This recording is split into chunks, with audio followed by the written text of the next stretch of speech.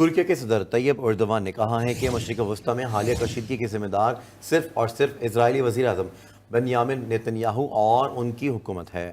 اسرائیل تنازع کو مزید ہوا دینے کی کوشش کر رہا ہے۔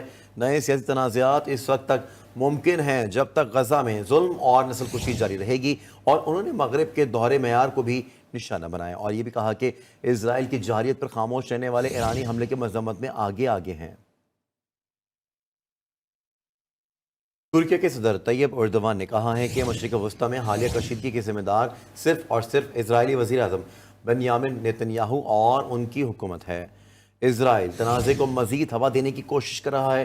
نئے سیاسی تنازعات اس وقت تک ممکن ہیں جب تک غزہ میں ظلم اور نسل کشی جاری رہے گی، اور انہوں نے مغرب کے دوہرے معیار کو بھی نشانہ بنایا، اور یہ بھی کہا کہ اسرائیل کی جارحیت پر خاموش رہنے والے ایرانی حملے کی مذمت میں آگے آگے ہیں۔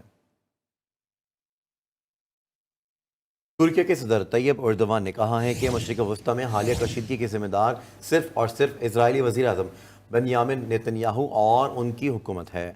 اسرائیل تنازع کو مزید ہوا دینے کی کوشش کر رہا ہے۔ نئے سیاسی تنازعات اس وقت تک ممکن ہیں جب تک غزہ میں ظلم اور نسل کشی جاری رہے گی، اور انہوں نے مغرب کے دوہرے معیار کو بھی نشانہ بنایا، اور یہ بھی کہا کہ اسرائیل کی جارحیت پر خاموش رہنے والے ایرانی حملے کی مذمت میں آگے آگے ہیں۔